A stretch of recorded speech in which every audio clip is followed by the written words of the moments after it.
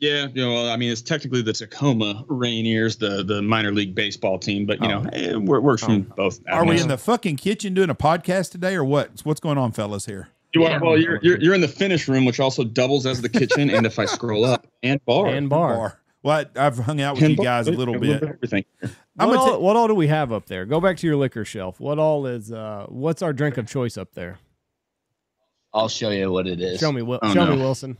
I'm a stand on a swivel chair. Yeah, be careful. Bust your ass, boy. This would be great TV here.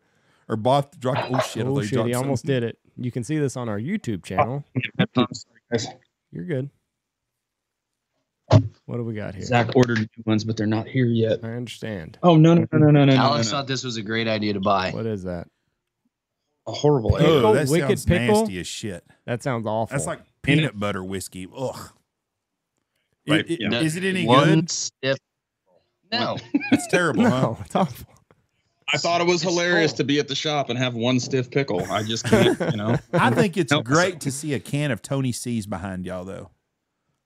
That's pretty southern. No, it's not. It's everywhere. It's mainstream. Well, but it's southern. No. Same as that tahine or tagine, whatever the fuck they call it. I'll tell you what has me worried about you guys is y'all are going to be in Nashville, and I'm going to be in Nashville. I can hang out with you guys because I don't try to drink with you guys. Oh, boy. Oh, Hefe is going to get no, I'm not going to. Pissed drunk on pickled whiskey. No, Jeff's not. But who's going with me that probably will get drunk? Michelle. Yeah. Who all from the Pacific crew is going to be at the turkey convention? Just me and Zach. Oh, that's it. Wilson, they're keeping you contained. They were like, you make turkeys calls. You probably should not go to NWTF. Right. No, it's not how it went. Not at all. We got to get our own stock up. Yeah. We've got several new calls coming out and a lot of like research and development that happened in the last probably like 2 weeks as far as finalizing all of our wood choices, so on and so forth. So with the timing of it, we just couldn't guarantee that we would have all of our stock ready to go if we took this poor guy out of the shop. So he's got to work. Yeah. We'll hopefully have everything ready to go by the time we get to NWTF. Are you driving or y'all flying the van? Are you driving the van or flying? No, we're gonna fly. Yeah, we're gonna fly. Driving the van, it would be fun. But I just really don't feel like punishing myself that early in the season yet. I usually got to get till like June or July to get to full play-in weight. I mean, Trevor and myself and Wilson, the same thing. He just drove to ISE with us in Sacramento, so that was 15 hours straight through back and forth. And so we're ready for a little break, and then we'll get Squad Fest under our laps as far as that 34 or 33 hour drive that it is for us in the van, and then be ready for game fair after that. Are y'all not going to Ducks this year? I don't know when Ducks is. Oh no, we are. We have to divide and conquer, and so we've got. Oh, you're talking about Ducks in Texas? Yes, the DUX. I don't know yet. We haven't been able to confirm, booth space and where we'd actually like to be versus where they usually put us, and so we'll see how it all shakes out. If we can find a way to do it, I think myself and probably Trevor will be down there, especially with the calling contest, and then. After that, man, it's pretty much all straight on to Squad Fest. So it's Ducks to Squad Fest. Are y'all going to Delta? Are y'all going to split up and go to Delta, some of you? Yep. And so half of us will be at the Delta show, half of us will be at Squad Fest. That's what me and Andy will be doing too. When is who gets to hang out with me? When is the DUX? Do we know? It's May 1st, I believe. I think it's May 1st weekend. May 5th through the 7th. I just looked at the prospectus yesterday. Me and Andy should know this since they are our sponsors. Well, I didn't. I mean, it's all pretty fluid, Y'all could come out here and shoot a late season turkey, maybe if they're cooperating that year. I think you're closed by that time, aren't you? No, we go to May, second weekend in May usually. It's usually a 6-week season. And I didn't book very many turkey hunts this year. Yeah, we booked what we have, and that's it. We only got a handful, especially after last year. Last year was like we fucking shot 2 birds that if you'd have told me the night before. Like, it was not looking good at all. Like, we didn't even hear a gobble. Like, what was your hardest turkey? Texas. Do what? People have asked what my hardest turkey hunt last year was, and I was like, Texas by far. Yeah, like, we didn't even hear a gobble the days before that y'all were here. And then, like, last minute Hail Mary, literally, I had so many people ask me after that video drop, like, so was it trick photography and trick camera work where you were like, hey, I'm going to go get the truck. Oh, fuck, there they are. And I was like, no. Like, I was going to get the truck and I was going to leave y'all there to hunt a little bit more. and I looked across the field and I saw them all running across. Like there was no trickiness there.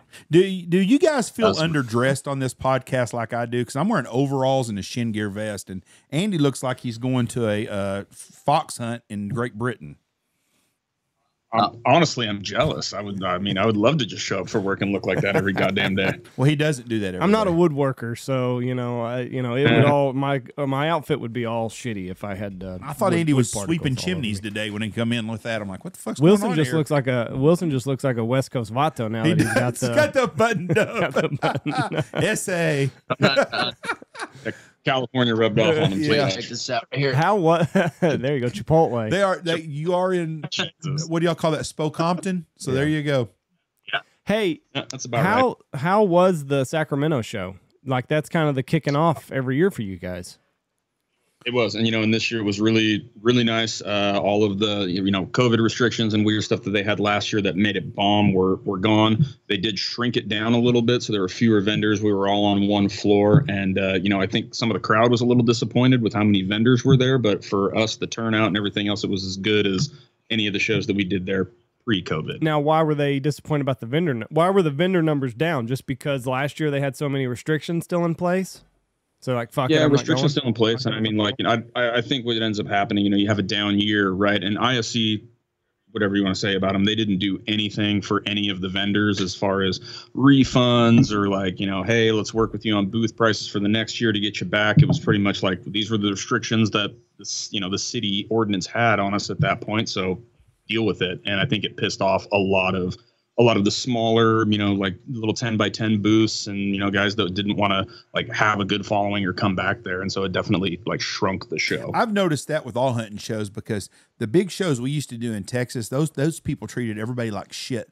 And they didn't realize the show was based on the vendors. There ain't nobody coming in here to walk through a fucking empty building. They want to see vendors. And if you don't have vendors there, you're not going to have a show very long. And they always take that for granted. They get their $1,000 or $3,000 or whatever it costs for a booth out of you, and that's it. They don't do shit. Back in the old days, the people that put on the shows really give a shit about their vendors. They'd have a social room area where they would have like biscuits and gravy or donuts, coffee, and it was there every morning for you. It was just a complimentary deal. Right. And they got away from that shit, and they acted like you're doing them a favor by coming to their show. And they don't take care of their vendors, and that's not good for them. Do they still put a show on in Phoenix also? I believe that same outfit does put on a show in Phoenix, and then they have one more, I think, in Denver. I've done the Denver show, and I've done the Phoenix show, and that was years ago. But they still had some fucked up rules about shit at every show. They were not very consumer friendly to the vendors at all. No, and I mean, the one in California was definitely, I would say, hit the hardest. I mean, they had, requirements to show vaccine cards or, negative tests and all kinds of stuff. So, I mean, it was kind of it was going to be a shit show regardless, but we had already paid for everything. So we went down, lost a bunch of money on it. And then, this year definitely made up for, I would say, a super shitty year last year. Did you have to show a vaccine card this year? No, they had no restrictions whatsoever, and it was the same thing. I not trying to knock on ISE. I think they were just trying to follow the ordinance of the city that they were operating in. I don't think it was them in particular.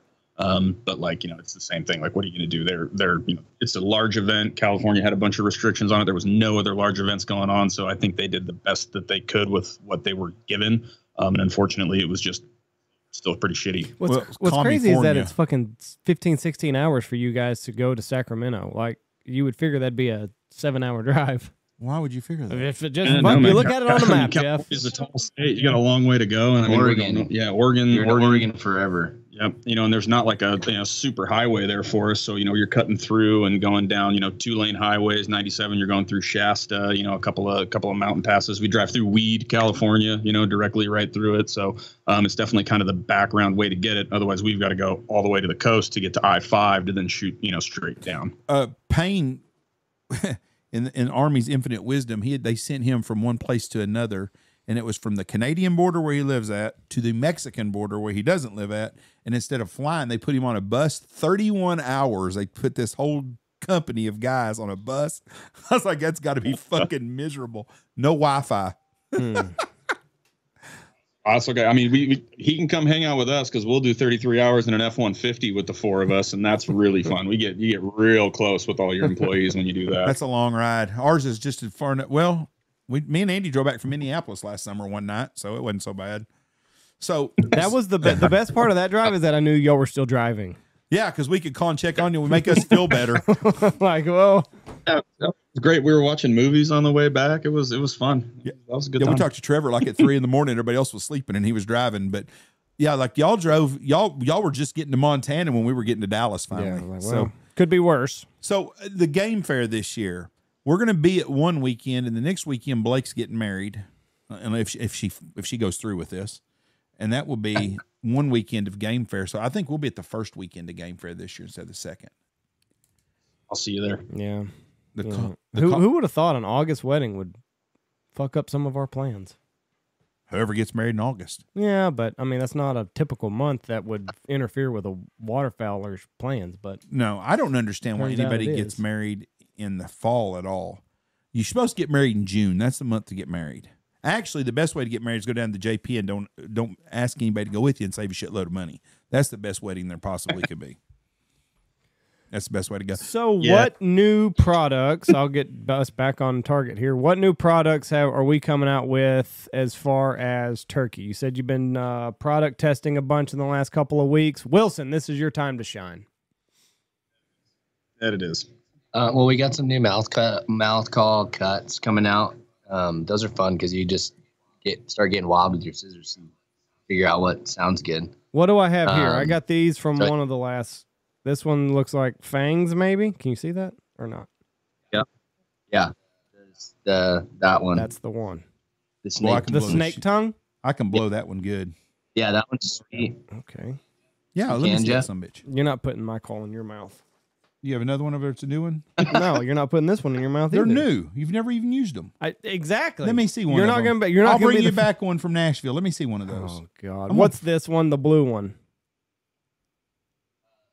The blue one is a split V. It's a pretty simple. Okay. It's got some rasp to it, but you can still get a little high pitched in it. You think I can use this thing? No. No. Okay. Absolutely not. He might swallow it, and that'll be interesting television. Oh, it's funny at shows. People are like, "Hey, can I test this out?" No. And you're like, "No." That's why they're $10 at a show. Nope. Are you gagging? Sounds about. See? No faith. I knew you could do it, Jeff. That's why they call you the town. The best part is we can't see Jeff on our screen, so I'm just imagining what he's looking like. You're getting there, Jeff. Say there.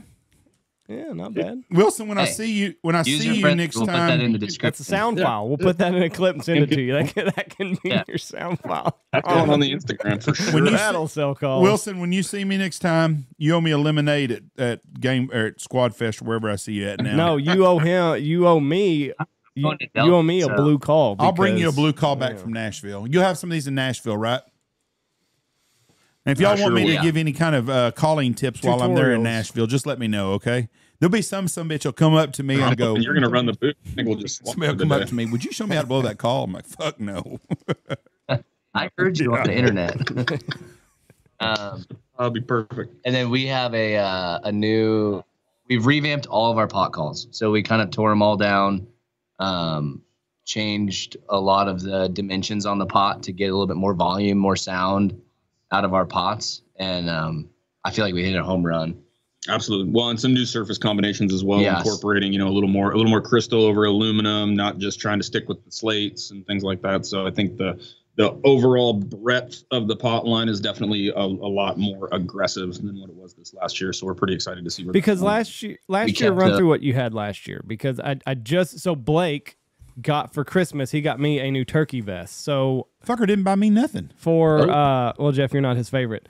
I had a couple days off, didn't have anything to do. Weather was shitty, so I transferred everything over from my old turkey vest to my new turkey vest. And so what y'all had you had the butcher? I'm trying to remember everything that I put in my new vest. Still new. The butcher just got revamped. So instead of being the 3 1/4 pot, it went to a full 3 1/2. Went to a little bit thicker aluminum surface, changed up the soundboard on it, and then increased the hole diameters on the back to give it more projection and more volume, which is really what we were hoping that aluminum surface would do. And so to really update that and push it past what we had last year, I think it'll be a pretty deadly option. That's one of my favorites. I like aluminum calls because, as Wilson knows out here, it can get windy every once in a while. So I need something that can project out. You're gonna like, the new butcher is gonna be sweet. It's gonna be a lot more user friendly, as to where the previous butcher, when you hit it right, it was like sweet, it was awesome, it was loud, but it took a little bit to get there. A little bit more conditioning, playing in the correct spot, and this one is very like pick it up and it'll run. Alex, is this infuriating?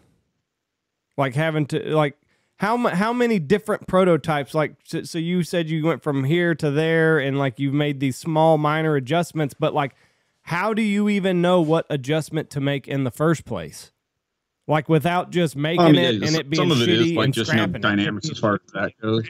Yeah, but I mean, a lot of it is just guess and check, and we've built enough of them previously that we kind of like had the idea of like, hey, we got to this point, now we're gonna open it up a little bit more, and just like any of our waterfowl stuff, you don't know until you try. And so, there's a lot of time that we spend, on the computer, designing it in 3D, trying to make sure that a lot of like our ideas are sound and that we can actually do it instead of just like, we're going to make something awesome and then it comes out being complete dog shit. You just kind of got to push it. And then, he had some ideas after, running for a full season of doing it ourselves, getting the feedback from customers, and doing everything else. You just kind of take it to the drawing board and say, look, here's what we got, here's the feedback that we got, here's where our opinions were at, and now let's try to put it all together and produce something that's even better. That's what's crazy to me is like I like if something was fucked up, I wouldn't even know where to begin to make it better. Like, because I like the way that they ran last year. Mm-hmm. No, I mean, and when we did too, that's why we launched them. We were happy with it, but after you start, doing like we did last year, traveling all over, meeting other people, hunting in different environments than just your own backyard, you start to like increase your scope of like, hey, if I'm going to be here, but the winds in Texas are a lot different than, up here in the hills. So like we need to make this louder so that it's, more competitive in that market in those areas. Cause I'm trying to sell turkey calls to everybody, not just like the dudes in Washington. Right. Yeah, that makes sense.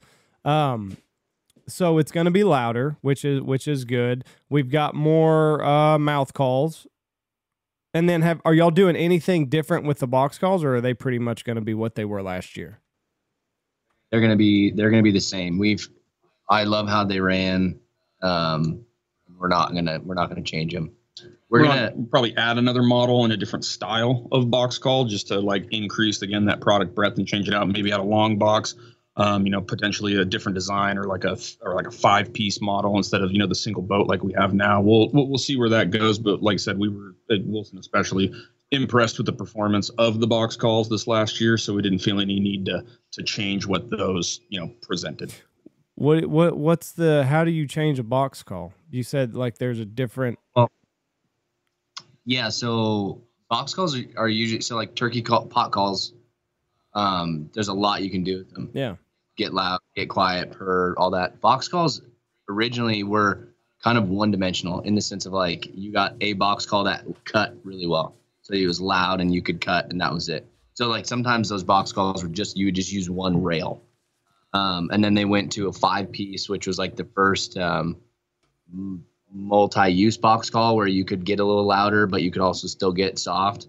And so the one we have now, the Kingpin, is a very all-around box call. You can get loud, you can get quiet, but we kind of want to dip back into that old school pool to make like a true cut box where it rides in their truck and all they use it for is to locate birds, and then it just goes back in a pocket. Oh, okay, I see. So it'd be like one side, so it'd still look like a normal box call, but you'd only play it on one side, and it's longer, and you would just use it for like extremely loud, like high-pitched yelps. Motherfucker. That's what West Texas needs right there, Wilson. Now we're cooking. Like Minnesota, Wisconsin, down like Oklahoma, Texas, like those are areas where like those would be pretty common use. Yes. Box calls. I like it. I like it. Because you saw some of the shit. Like, you know how far we had to walk whenever we heard that. Like, I need something that's going to reach those motherfuckers. Yeah, and I've hunted Kansas, like north central and central Kansas a lot, and it's very similar to Texas, where it's like, where do the turkeys even live here? Right. Because all the trees are like 8 feet tall. Right. And you got to like locate them somehow because you can't see them from the road most of the time. Yeah. This year was a weird year because the roost moved.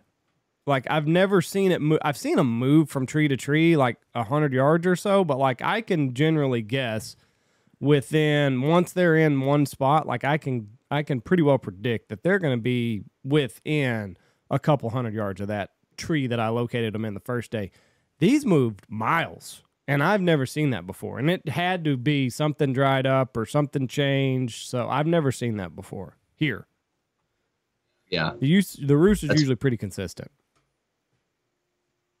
Where we hunt in Idaho, and I mean, we're talking an hour difference from Washington. The roost here changed every night. Really?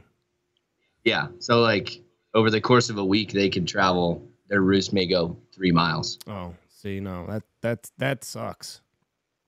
Yeah. That's where in Washington, it's like they roost in the same tree for the last like 15 years. Yeah. No, exactly. Exactly. Hang out, man. Right. Yeah. Yeah. The limbs have like indents in them where they've sat for forever. My great grandpa used to. Under this exact same tree. We got a new piece of property that we hadn't had for the last, I don't know, how long would you say? Probably 10 years. 10 years or so. So whenever March rolls around, whenever we get back from Mexico, when Trevor actually makes time for us, I'll start scouting, and it's going to be interesting to see if the turkey roosts have changed in the decade that we haven't hunted it. We have 2 new places too. Oh, we got the place you went the other day.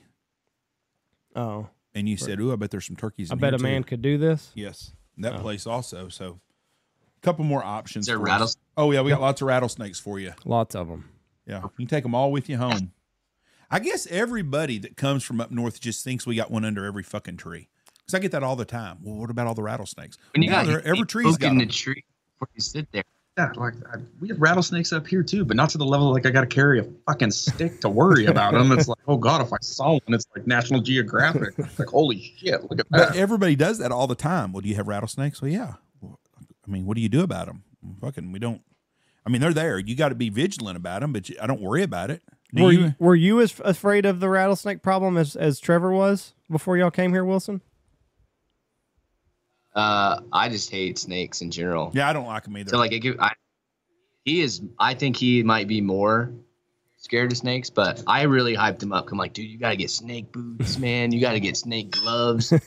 There's some anti-venom you should drink before. He's like, well, where do I buy it? Where do I get that from? Fuck, we're going to be in Cozumel with him in about 3 weeks. They got snakes down there. Because he was worried. And like whenever y'all were done with us and y'all were going to go to that other guy, he was like, fuck, what do I do? I was like, I don't know. You're not my problem whenever you're with him.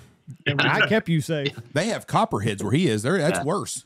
I don't know. Shit, copperheads worse. They don't rattle. I don't think I think the venom is worse with a rattlesnake. I don't want to get bit by I told him I'd leave. I said, you get bit, I'm gone, dude. That's it. You're not going to suck the venom out of him if he gets bit? I'll pee on it, but that's about it. I think it works on jellyfish, not snakes. Yeah. Why'd you pee on him? Well, don't that work? No, you just pissed on your friend for no reason at all.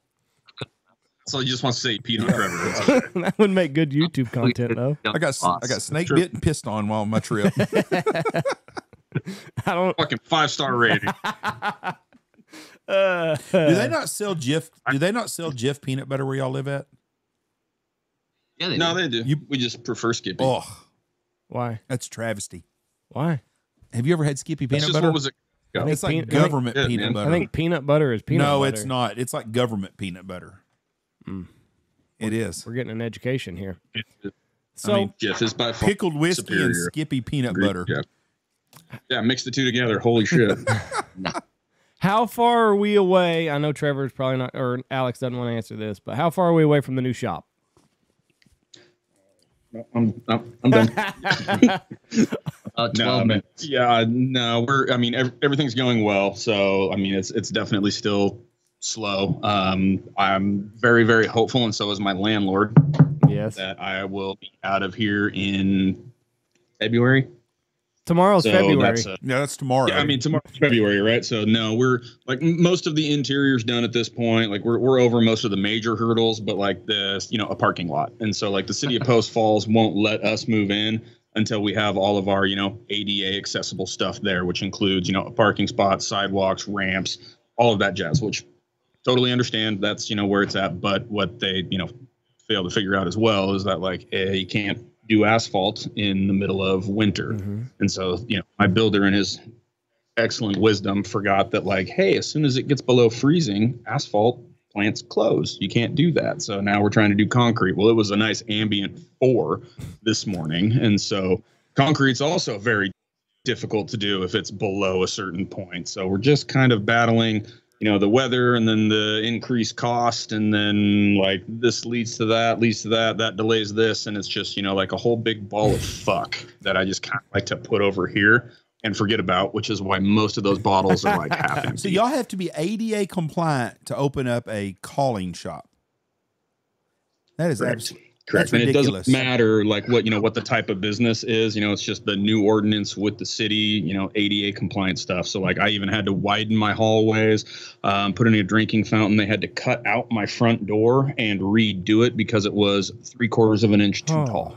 That's fucking stupid. I feel like there's a Stefan in Idaho that is just fucking like we need to get Stefan over in Idaho is what we need. Just put an end to all this shit and just get us in. Well, and it's super annoying because it is controlled by the city. Each one of them's different. So if I wanted to build something and outside of Kootenai County, what they did was perfectly fine. But within the city of Post Falls, it was wrong. So just because we're within that city's limits, we have to abide by what their codes and restrictions are, to the point of like the type of fire sealant that they put around the wires that go through the fire breaks. It wasn't the right brand. So they had to literally strip it off with a fucking putty knife and redo them. I'm glad we live in small town West Texas. Did you tell them that the guys that work for you are mentally retarded, not phically, and like all of this is, like I mean, trust me, I tried. I literally tried. We don't need wider hallways. Have physical handicap. They can't run the machine. We get the tax break for that. Yeah, exactly. I can't believe you done how that. many Walmart greeters do I employ? Right, like we don't need wider hallways or a wheelchair ramp. We need, like lick-proof glass type stuff at this place. Exactly.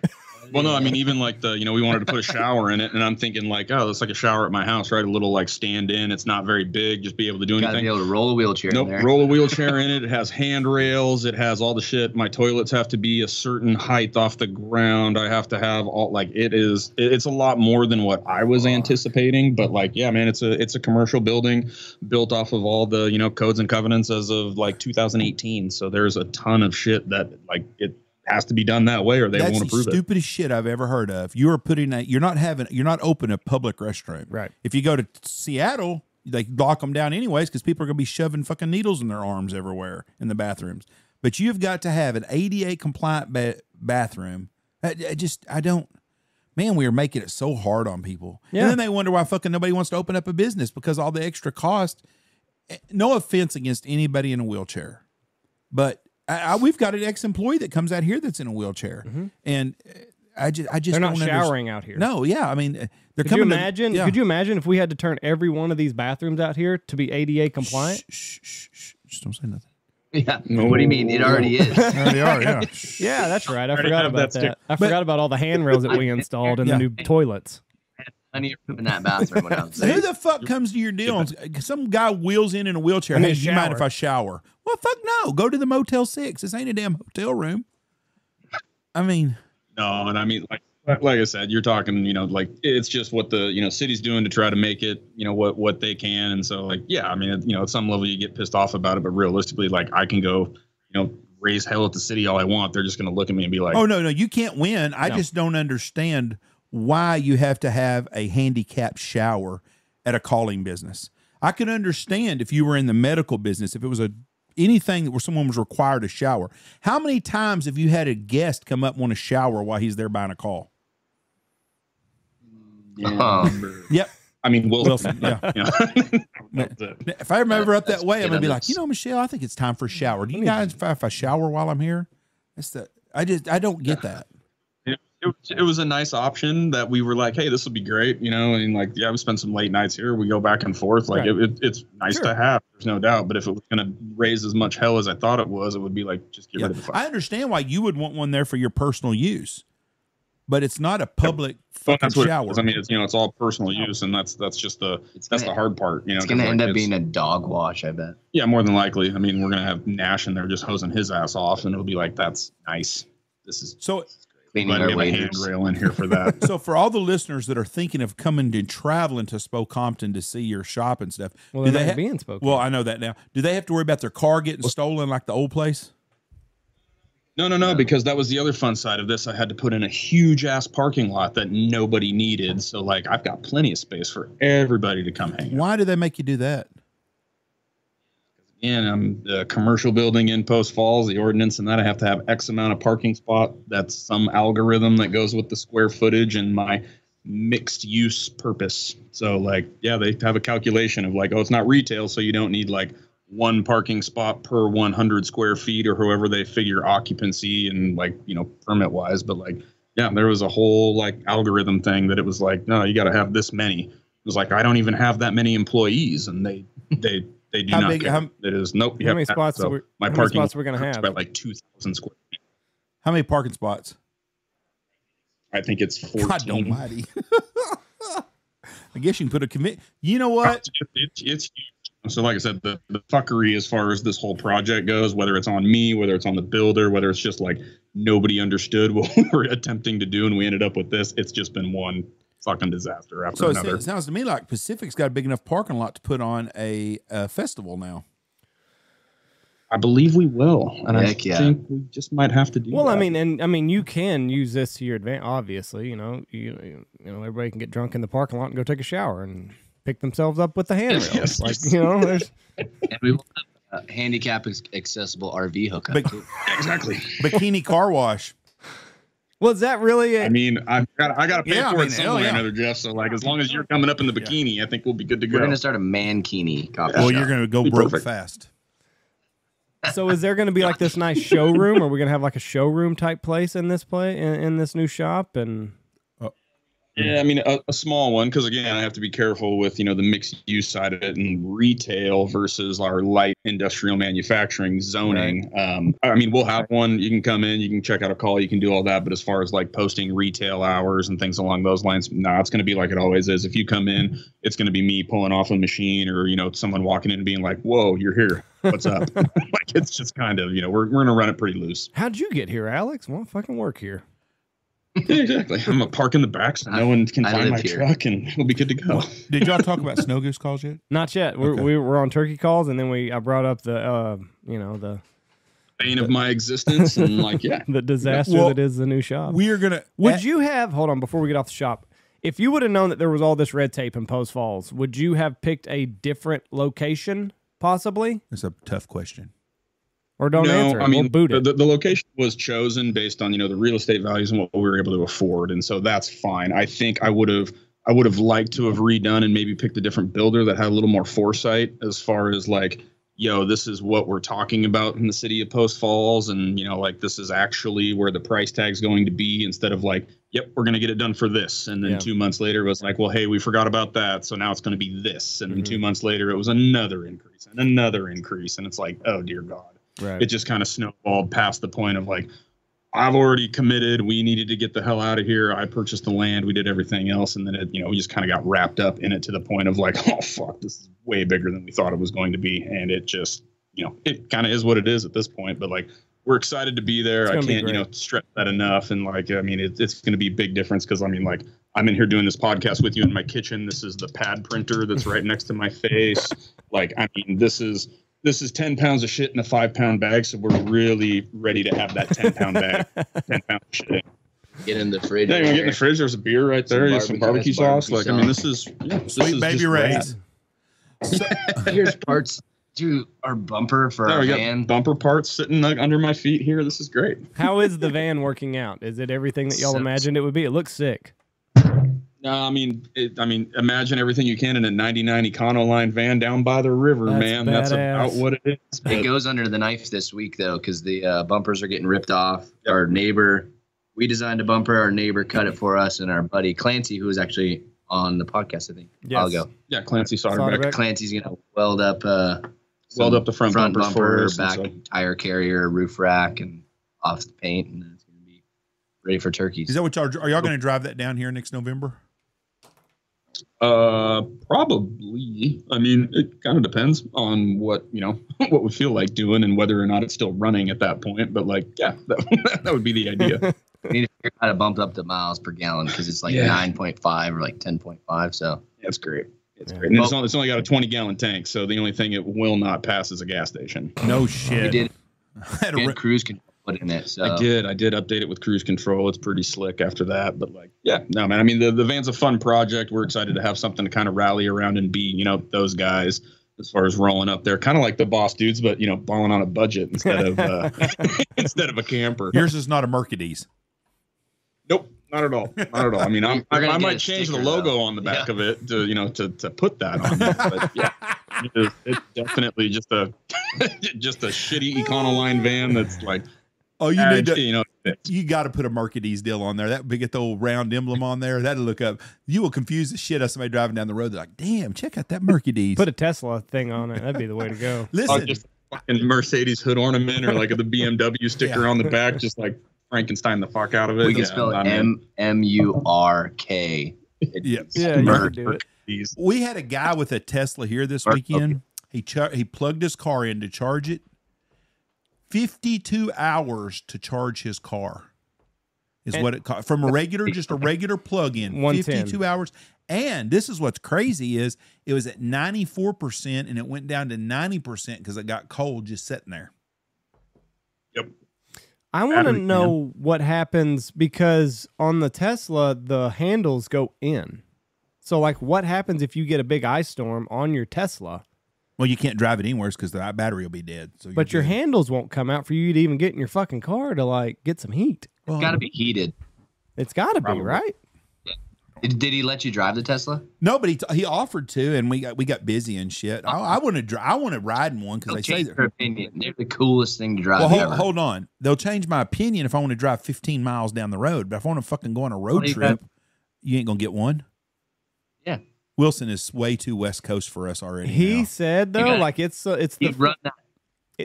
fastest car. It's the fastest car he's ever driven. Yeah, it'll break your neck. You're like, right. So, are you going to get one now, Wilson? Oh yeah, that's in my 18-year plan. A Tesla.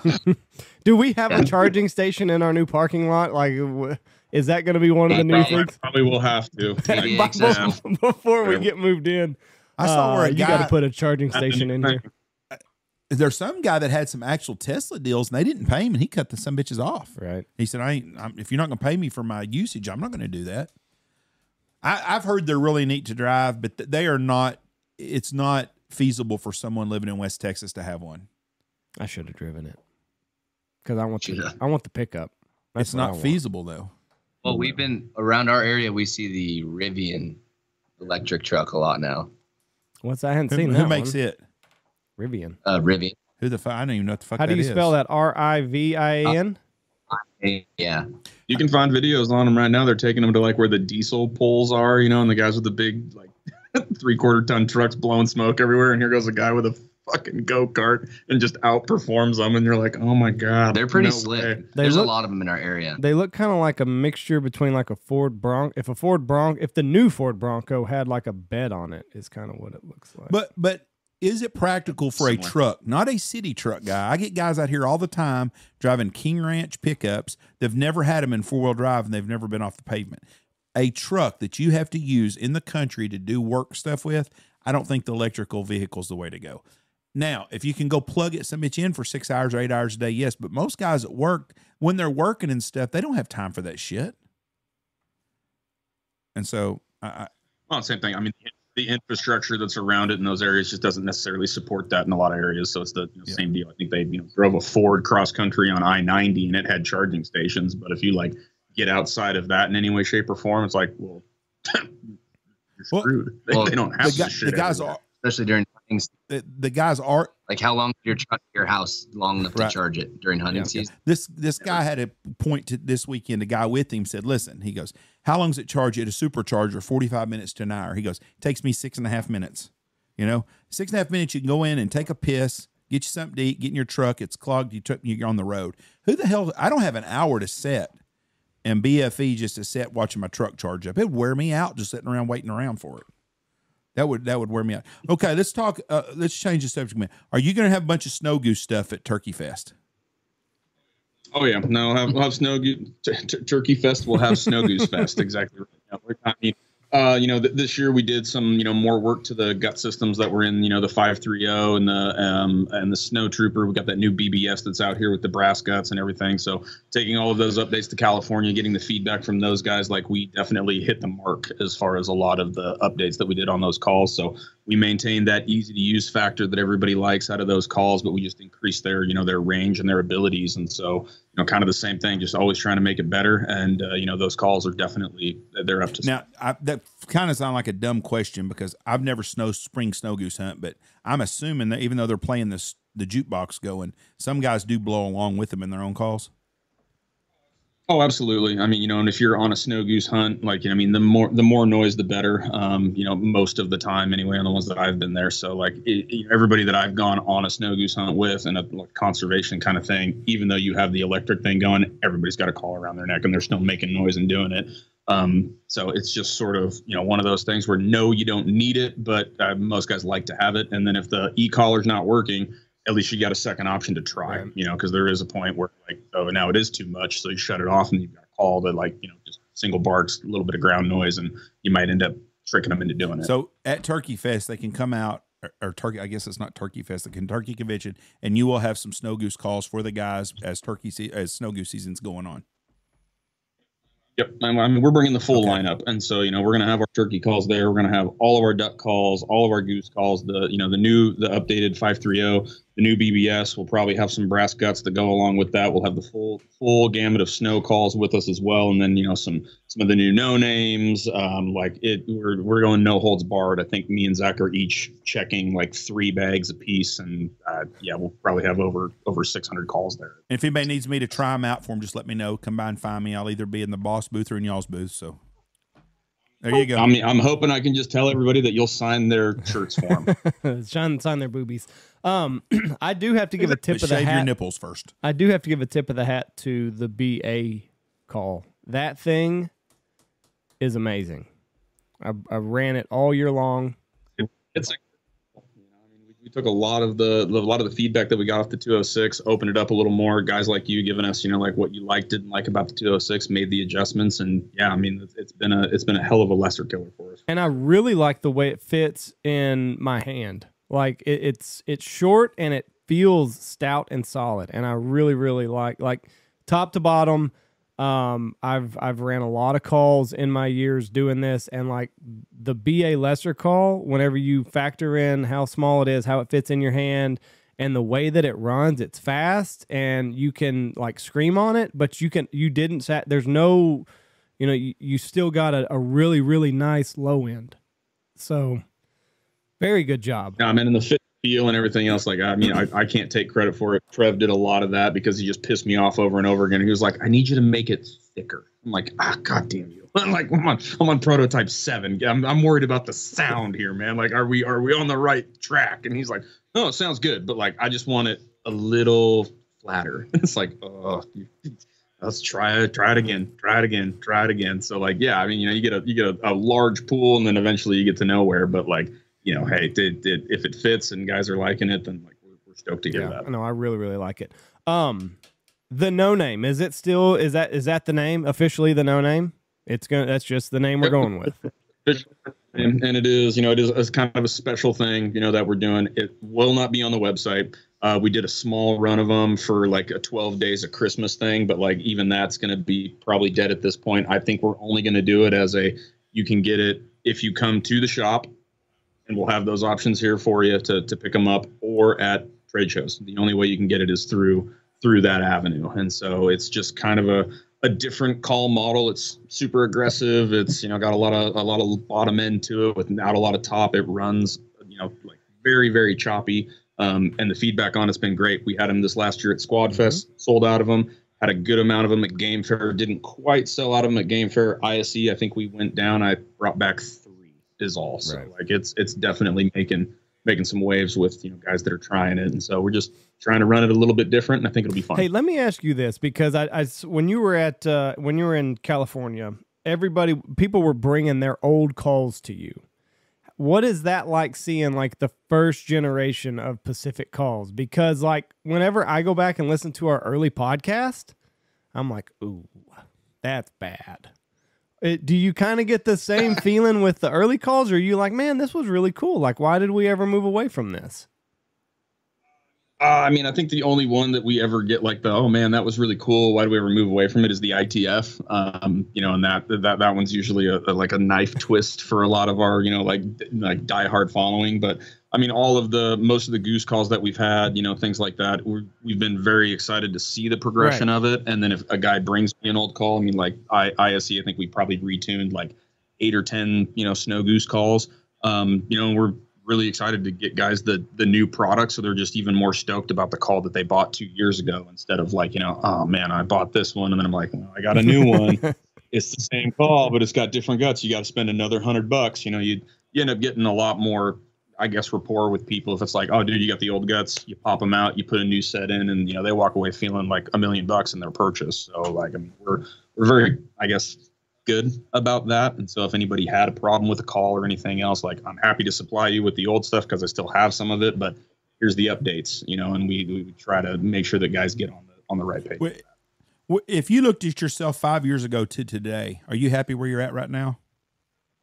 I mean, I'm a little heavier than I'd like to be, but like, for the most part, yeah. I mean, it's been nothing but a positive upflow, for the most part, especially over a 5-year period. Shit, even in the last 2-year period. I mean, bringing on, guys like Wilson and, having Zach here and doing everything else, we feel like we're making much larger strides now, instead of just like, oh, hey, we made it from last month's electrical bill, son of a bitch. All right, we're good. The lights are still on, boys. Flush. So like, yeah, we're exactly. So, and getting a new shop and, doing that kind of stuff, like, definitely very excited for the future. I know, Trev's the same way. I mean, I know he's not here. He's not able to, I don't want to answer for him. Yeah. Like, I think both of us as owners are incredibly excited about not only the direction the company's going, what's on the horizon for us as we, branch out a little bit and get into some other stuff, and, the people that we're doing it with. It's just ain't it amazing though? The more and more you grow and your business grows and stuff, you still seems like you got the same checkbook that you had before. You just got more shit. Sure do. It has the same amount of zeros or negatives. It don't matter how much money we make, it's the same amount of money in there. Well, we added this, and this. Well, I don't know where our money's at. I guess it's in all that shit we built, because it ain't in my bank. I'm gonna text Trevor right now and tell him like Alex is just dragging you through the mud. Get them all freaked out. Do it. Now that we're 50 minutes into this thing, so I'm gonna go ahead and text him. You must have a different. You must have your own podcast to save face, bro. He just totally dropped you. You must have a different number for Trevor than I have, because I don't ever hear back from that son bitch for about 3 to 5 days. Well, and he's always the same way. I'm busy. Not the only one, man. Shit. Come on, he's busy. Yeah, I mean, don't get me wrong, I'm busy. So we'll just let him be busy. Alex is not doing you any favors. That's going to be the text. Alex is not doing you any favors today. Boy, little Archie keeps him busy though. Oh yeah, man, that little shit. He's pretty cute. He got some big ass cheeks. He does. Do they come around the shop? Oh yeah, Haley and him stop by every couple weeks or so. So we've managed to keep track of Arch and seeing how he's growing and Haley and Archie, not Haley and Trevor. Right. Yeah. Trevor is here more. Archie's in the shop way more than Trevor at this point. I do not want my wife to be around. No. I do not want Michelle to be around Archie, because she's going to want to kidnap him. Oh. She just loves that little fat baby all the time. She's like, oh my God, look at him. She looks at his pictures all the time. She's like, I'm going to kidnap him. I was like, Michelle, we do not need another kid, because a cute little baby turns into a fucking full-grown teenager in about 12 years, and they're horrible.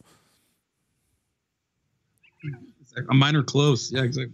My daughter turns 5 today. And I was like, it's still great at 5, but when they get about 12 or 13, woo, when them boobs start growing, it's over. There's a big difference between 8 and 5, because my oldest is 8, and there's times I'm like, Y'all's problem is Keep fucking around, kid. The 8-year-old is smarter than everybody in that house. That's y'all's issue, and he knows it. So, I mean, I've got the same thing. I got an 8 and I got a 10 who's going to be 11. And it's like, oh, boy. Okay. We was doing that yesterday, like a spelling contest. I was like, I don't know. When Andy mine was math yesterday. So came in and he gets in a hurry. And so they send home folders every Monday and I'm going through it. And he got in a hurry on something and he did not do well on something. Corrected it, no problem. And I read the note to him. I was like, she says you're getting in a hurry on your math. Because when you corrected it, like you did everything perfect, exactly the way you're supposed to do it. Well, you don't know how to do this math. Yeah, I have a college degree. You're right. Because I made the mistake of saying to him, like the way that they don't just add anymore. I don't know how they do it up in Washington, but like it's all fucked up here. Like they take it's not the number and then carry the 1 and all the shit. It's like you got to group this the to grouping. Group that. I don't fucking know about grouping. You group the 1s, you group the 10s, you group the 100s, and I'm like, so I had made a mistake about 2 weeks ago, being like, I don't know. You're in the 2nd grade, and like the way you come up with this answer at the bottom is a way that I don't know how to do it. So like last night, he kind of came at me a little bit, like, well, you don't know how to do my math. I'm like, oh. Little shit. I'm about to learn you something, boy. When Andy was going to go off to tech, he was being a smart ass to his mom one day, and Andy was a pretty good kid. Andy didn't do nothing. And Michelle told me, she goes, Missy, that's her sister. She goes, Missy's right.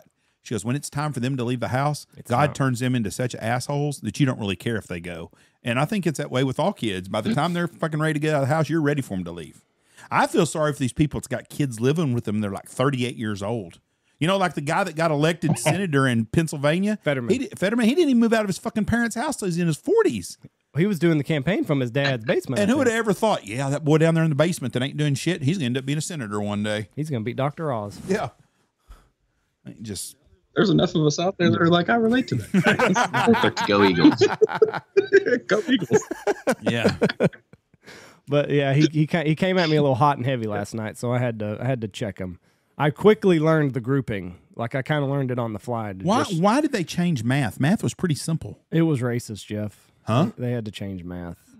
About how you feel now. Yeah. It's about how you feel. No, how do you feel this? The number could be, you know. It's honestly a more visual representation of to do math and grouping and taking it in a different way. So like, yeah, I mean, I think they fucked with something that didn't need to be fucked with, but like, it's definitely more of a visual cue. If you're doing it on a whiteboard, it's not so like you have to remember to do step by step and do it one way. You can group it and do different stuff. So like whether it's good, bad, ugly, I couldn't fucking tell you, but that's how I got bad to me. It was like the same thing. Why did you change math? This was the one like absolute. Yeah. This is just how it's you not up do for it. interpretation. Like, well, no. I did not realize kids today don't know how to write in cursive. And everything's online. And they don't know how to fucking the math deal's what wears me out. We've been counting since fucking Noah left us all here. I mean, it's not hard. He had to count 2 as 2 though, so he had it pretty easy. There was no carrying. 2 by 2s, but it's fucking easy math is simple. It has never changed at all. And I don't understand. Get into algebra, yes, that's fucking confusing as fuck. But to just basic adding, and I don't understand who some fucker is sitting in his house and thought, we're going to change math up. We're going to change the whole way you do adding. How the hell are you going to do that? Well, they come up with a way. They did. And my 2nd grader is balls deep in it. What's that phrase? Like, hey, yeah, no shit. Right. If you can fuck up math, you can fuck up anything. But it sucks. And, it is what we're doing now.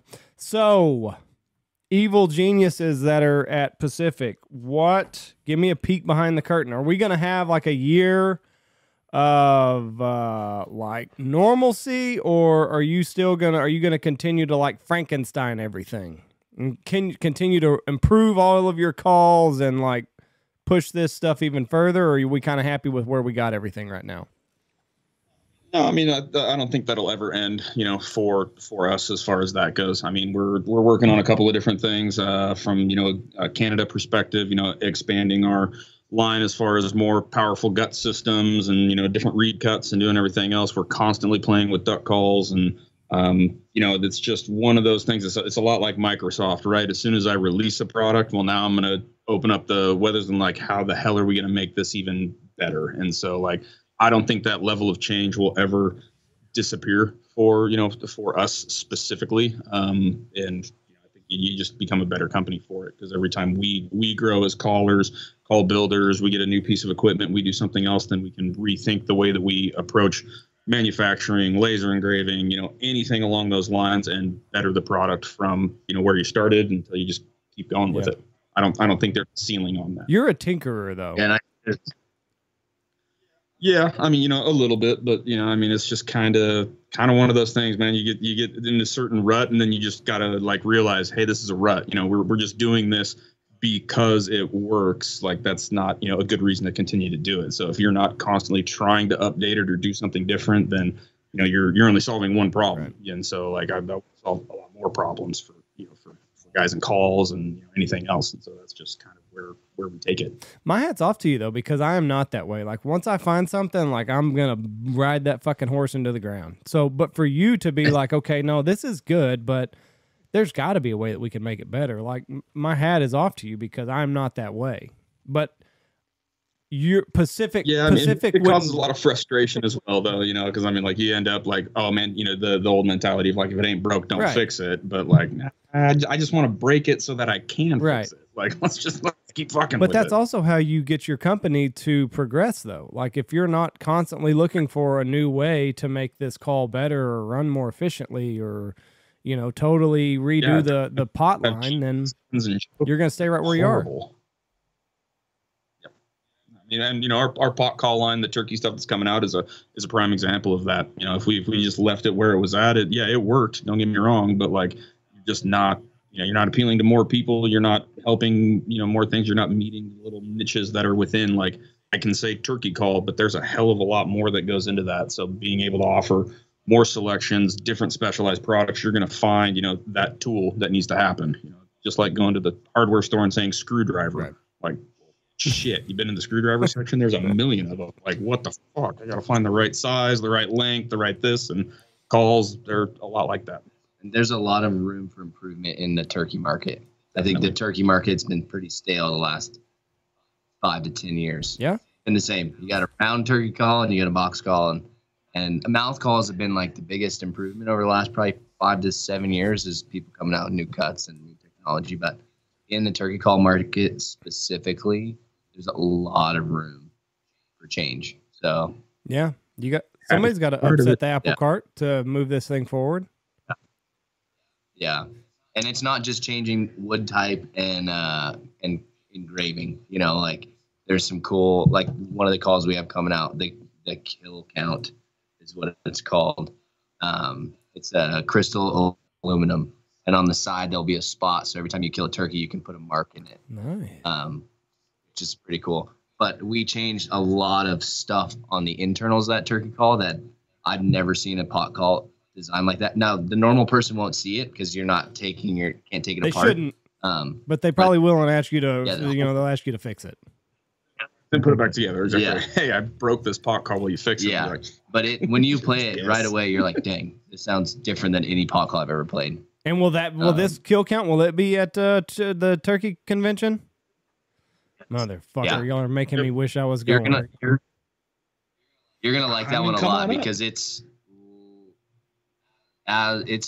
probably louder than the book. Oh. But you can play it like a slate call. So like you can play. Actually, should I go grab it? Let me see this. Let me see it. Well, it's not the finish isn't done.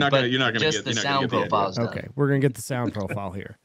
Get the sound profile. No, there's a lot that's going on in the turkey sphere that we're excited to keep going on, and then like I said, we're constantly playing with the waterfowl stuff. So like the next year will be another big year for us as far as updates, new stuff, and dedicating a lot more time onto the internals of a lot of the calls that we do produce. All right, Wilson, let me see this or hear it. Well, there's nothing really to see, but it's gonna have more rasp than. Actually, I probably shouldn't play it right. What's that sound? Sounds better than I did.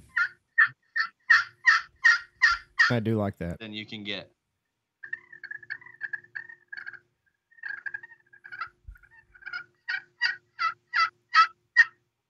So you can still get super, like where on the butcher you couldn't get as quiet. Right. But on that, this you have literally the low end and then the high.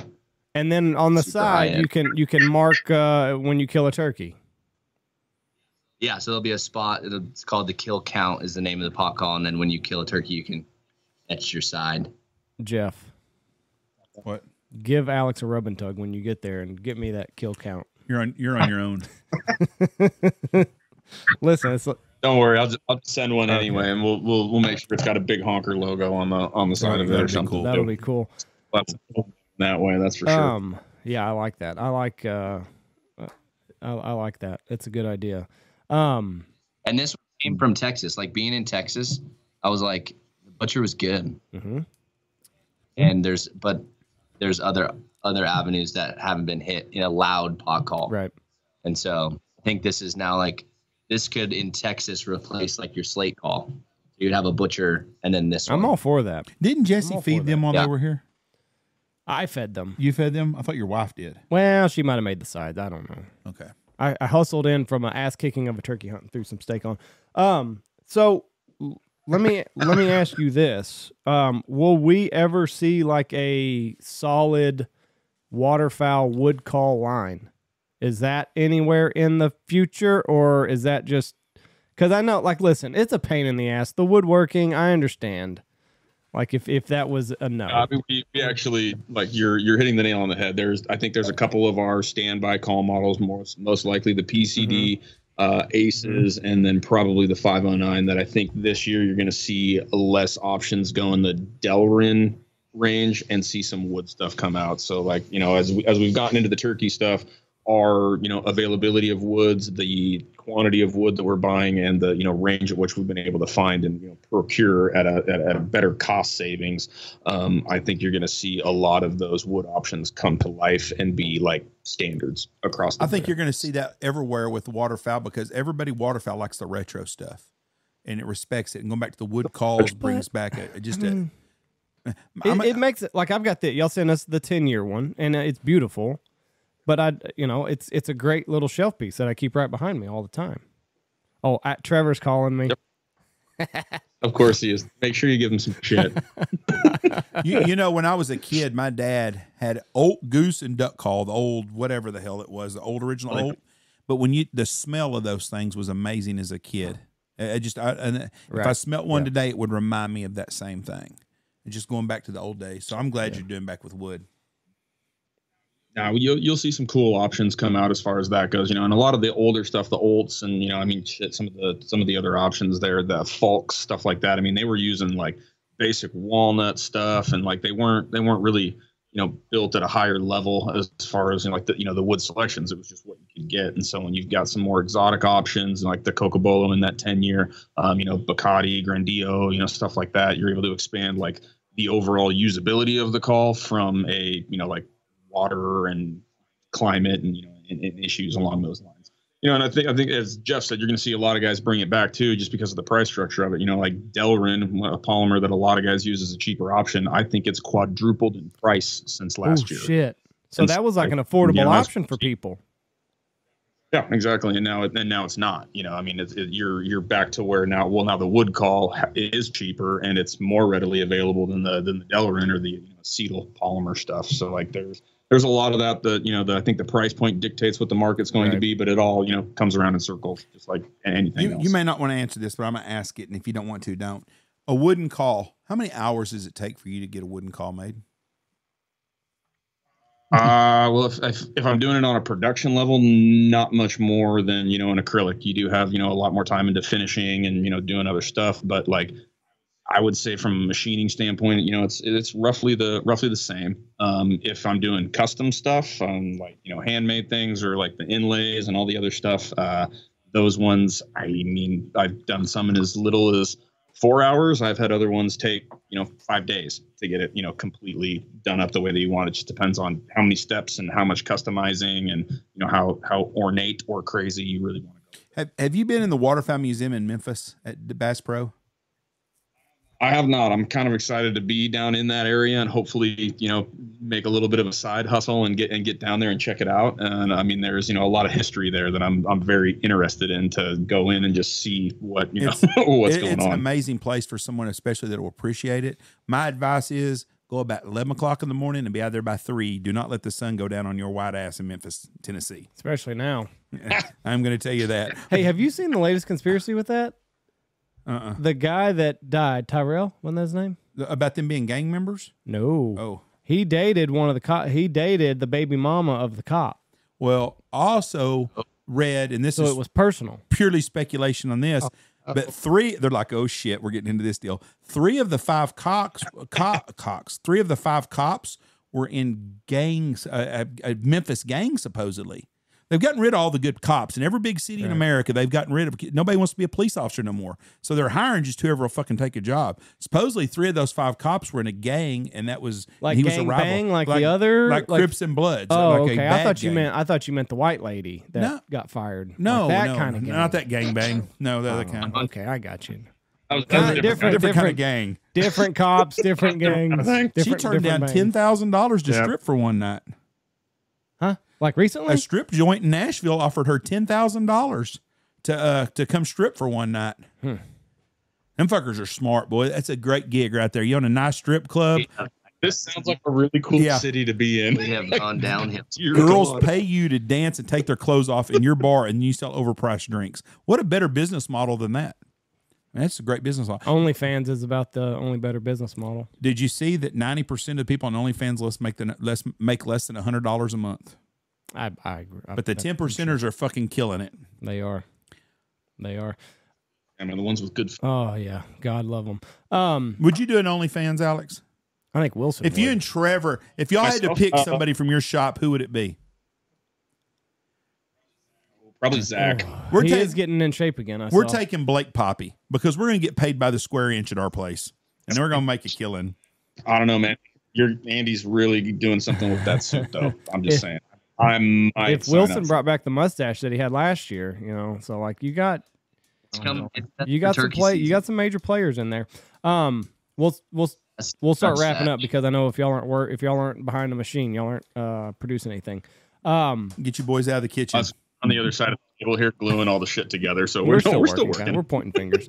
We flipped off. Is there going to be another like turkey tour like you did last year? Hit different states. Yes and no. We have Wilson says yes. The guy that writes the check gave him a side eye. That's a no then. No, I'm paying for my trips on my own. Will's got his own little tour thing going on. There's no doubt about it. No, we are going to focus on a lot of only state land, national forest kind of deal. So we have a bunch of really cool areas in Washington, Idaho, that we're going to take the van to and camp and shoot a lot of public land turkeys. The camping does not sound fun. And then I'm going to, hopefully last year spring here was very cold. So I'm hoping that we get a little bit warmer weather for spring. But we'll start off in Washington and then migrate to Idaho. And then I'm going to start my season early March in Florida and shoot an Osceola hopefully and finish my Grand Slam. So you're going for the Slam this year. Florida. So I just once I shoot my Osceola, I'll have my Grand Slam, and then it's possible that I could do a single season Slam this year. Because you have 3 up there, don't you? Don't you have three subspecies in Washington alone, or between Washington and Idaho? And Eastern Rio and Miriam are all in Washington. Those 3, and then Miriam's in Idaho. You got this. So if I shoot a bird in Florida, the first or second day of my trip, we'll just drive up to Georgia and hunt there, and then we'll be back to Washington and Idaho. And then if those hunts go well early in the season, I'll jump back over to Montana and hunt. So we're going to stay northwest besides my trip. So do you plan on working any in March or just traveling and hunting? All travel. Well, it's all weekends. So that's a long fucking weekend drive. You're in one corner. It's like you can hunt during the week and then just work the weekends. Oh, okay. Like I'll just hunt on the weekends and work during the week. It's gonna be a pretty busy 2 months. That's for sure. Yes, it will. There's no doubt about it. It's gonna be busy. That's all we can say. Yeah. All right, guys. I mean, I think it'll be cool. We had good feedback on the trip that we did last year, but it was definitely, it was taxing, and getting down and, going to all the other states and doing that. So I think being a little more, close to home base, I'm hopeful that the response will be good. And then, you get the van and doing everything else. I think it'll be really fun for the shop in general, and it'll involve more people instead of just Zach and Trevor, going around and doing whatever they feel like. What do we got Zach doing right now? Is he putting shit together? Is he editing videos? What's on his work? A little bit of everything. So, I mean, he's definitely getting all the advertising and website stuff switched over to, the turkey call stuff. And so by February 15th, everything should be 100% updated, all the stock, inventory, images, things along those lines. And then, from a video perspective, he's, putting all of the packages together to get stuff out and get budgets and do, what we need to do to try to get the YouTube up to snuff for the turkey tour and finish out, what we had for the last couple of weeks. Very good. You got a lot of moving parts up there. We got a sweet hype reel coming out tomorrow for turkey season. Very good. Put together quite a little ditty. When you see it, you're going to be like, on IG? Going to drop on IG? Yeah, it'll be on my Instagram and then our YouTube. So it'll be around. You'll see it. It'll make it through the airwaves. You can share it too. I will share it when I see it. I will definitely. I'll be more than happy to share it whenever I see it. I just got to know where to be looking for it. That's all I'm getting at. We'll tag you. Don't worry. Make sure I get it. Well, and then I think isn't it this next year we're coming down to see you boys and hunt in January? November 13th through 16th, I believe. Y'all are already on the books. You're the other guy that talks every once in a while to me, that returns my phone call in the month. But he returned mine. He likes Andy a whole lot more than me. And he texts me. So yeah. Yeah, right. He just said Alex was throwing him under the bus, so he's like, "Give me the fucking dish, because I'm gonna go back there and hit that motherfucker." I'll be like, nah. Is there specs in Texas in November? Tons of them. Get here in November because Wilson's not coming. So just. Well, no, we went to California to go shoot specs. I didn't zero all year. I had great hunts all year, and then I zeroed two times in 1 week in California. You keep your ass in Idaho. It was stay in Idaho, Wilson. We don't want that bad shit down here. But we don't need it. The past 2 years, November has been very, very good. So, and I think I've got like 4 days left in November. We're not completely booked up, and we're busy in November. Let me know what those are. I'll book them so I can come down, because I probably won't. You won't be invited. You can wave at them as y'all pass. If you got that bad juju, you don't need to be here at all. We'll pay you to stay away. That's what I'm saying. I don't know. Alex was with me. I was only with you on one of them. I didn't strike out on both. And then Trevor was with me on the other. So I think it's them. Could be. That doesn't work that Could be. That does not work that way. All right, guys, listen, we appreciate y'all coming on here. I'm excited about all the new stuff that you got, new and revamped items that y'all have coming out. I hope that Turkey Federation, the Turkey Convention, is a big hit, and it is a lot of fun being associated with you guys. And, we need people like you that are constantly innovating and not happy with just the status quo. So it truly is. It is a lot of fun being with you guys. So look forward to that video tomorrow, and then we'll share it. Thank you. Yeah. Thank y'all for being in here. We'll get it down there. Can't wait to see you, Jeff. In a couple weeks. Sir. Be safe. I'll buy you a beer. You'll have plenty of beer without me being there. Are y'all staying at Opryland also? No, we didn't get into Opryland. We're at the one right across the street, so I do have to stay functioning enough to make it across like a I'll wave at you when you walk over. You bet. Thanks, buddy. He's not going to make sure that you get where you're going. He'll wave at you. I'll make sure you get there. Film you as you fall. Make sure I get viral. If you're going to help me out with this, this would be I'll great. see you in a couple weeks. Be safe. Everybody go by and check out our friends at Pacific Calls at Turkey Confederation or Convention. Or just go to their website. Either way. And just do BHP 25. So check that, because I had 2 messages when some of the sales, when those Christmas things were happening. Maybe it wasn't for that. I can't even remember now. I'd have to go back and look. But somebody said it wasn't working. Well, if the item's already on, I don't know if it was on sale. Like, let's say my Friday sale, it's not like you don't want to put a 25% off code on something. No, I don't know if that was it. But BHP, I was supposed to ask you that, because BHP 25 is still active. It's still on. It's still active. Zach does website updates periodically, so it just might have been, a weird one where the promo codes got shut off for him to maintenance something or do something. I'm assuming that would be an issue that he has resolved. But last time I checked, BHP 25, it's still up. It's still good to go. And so, there's no way. Check it out. We appreciate everything you guys do. There's no way I'll find that message now. But yeah, it was somewhere around Christmas. I don't know if it was, I can't remember what it was, but they couldn't get it to work. But anyway, it's still active. So if you want to call, Hit up Trevor, myself, Zach, anybody. We'd be more than happy to help you out as far as that goes. Got it. All right, No guys. worries. Listen, it's a lot of fun. Have fun in Nashville. Thank you. Bye-bye. Later. Talk to you soon. God bless. See ya.